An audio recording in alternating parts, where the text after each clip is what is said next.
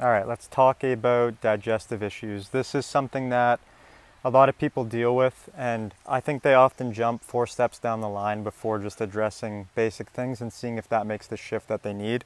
So, what I mean by that is before you go getting tested for severe SIBO or a parasite or the million and one other things that you can go and get gut testing for, before you buy a very intense protocol, just try to change up your life, because a lot of digestive issues are just stemming from lack of connection to your environment, lack of connection to yourself, and lack of connection to the rhythm in which you live your day.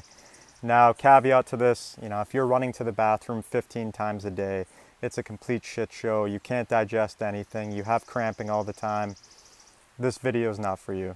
That's a time and a place where advanced testing can be super helpful. It's something I had to go through in my own life when I was younger, and I could have done all of the little digestion things in the world. It wouldn't have fixed anything at that time because I needed to figure out what was actually going wrong internally, and I did require advanced testing for that. But for most people, if you're waking up and you have bloating in the morning, if you're bloated after meals, if you generally just feel like every time you eat, you're not absorbing food the way you would like to, you're really gassy, chances are you can fix all of that just through some very basic rhythm within your day. So I've talked a million times about, first and foremost, food, where you're sourcing it, super important. Trying to eat most of your food, whole food, organic sources, that's vital. That's good information. Your body will just naturally process that better. Now, some of you are already doing that and you're still dealing with symptoms. So if you've already checked that box of good quality food, let's look at rhythm and timing. Very important, the time of day that you're eating and not eating. So I like to eat in anywhere from a 10 to 14 hour eating window throughout the day. Sometimes extend that 15, 16 hours. And that means I have a good chunk of time every day when I'm not eating. And what that does is it just allows my body to have a break from digestion. It allows things and processes to occur as I'm sleeping that need to occur. So I like to, most of the time, again, no one's perfect, we're human, be done eating around 6 or 7 p.m. And then I don't eat again until, 7, 8, 9, whatever it is the next day. I find that break in digestion to be huge. And then throughout the day, I also find meal timing to be very important. So I'm not eating every hour of the day. I'll have my breakfast, I'll have my lunch, I'll have my dinner. I'll have 3 or 4 hours between each meal. And that rhythm is also very important as well. You want timing, you want space between meals. You don't want a constant flow of energy constantly going through the body.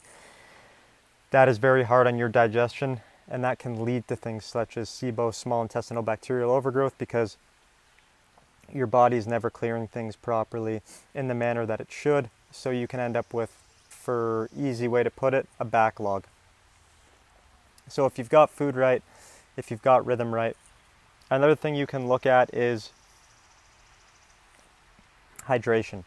Making sure you're drinking enough water throughout the day, making sure that you're getting enough electrolytes in that water.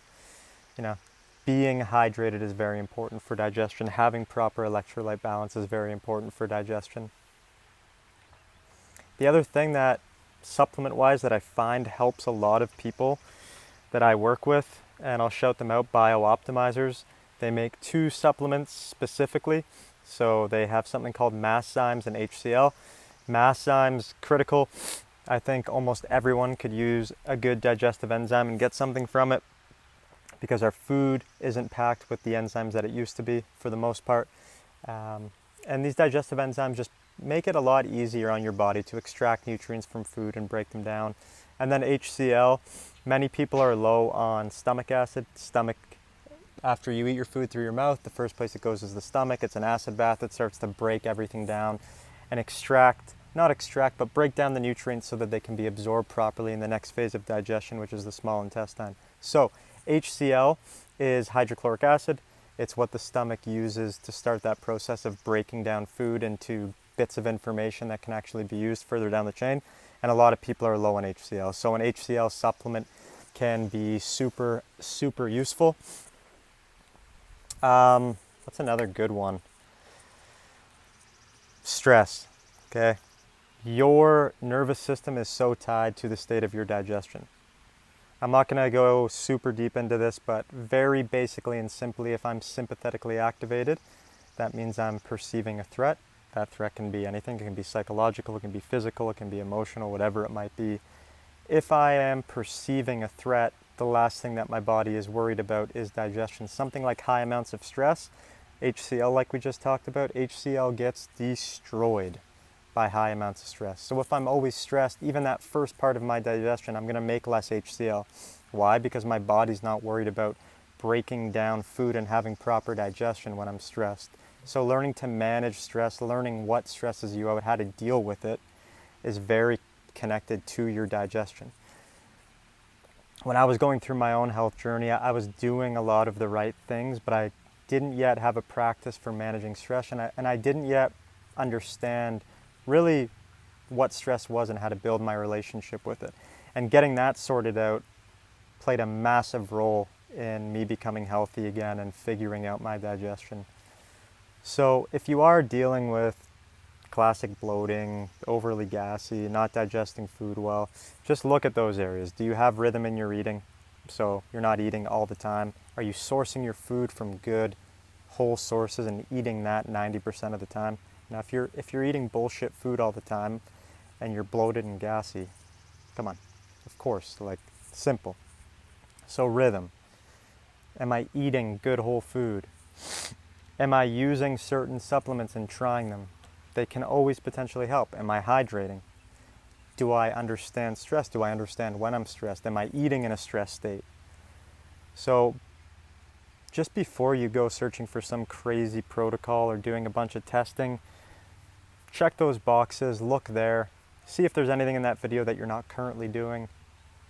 Either take it away, the thing that you are doing that is probably not good, or add something that I've talked about here and see if that helps clear up your digestion. If you get rhythm right, if you source your food properly, if you start to develop a relationship with stress and don't eat when you're in a super wound up state, you hydrate properly, and you lean on some decent supplements like a good digestive enzyme or HCl, those things alone can generally fix 90% of the issues that you're dealing with.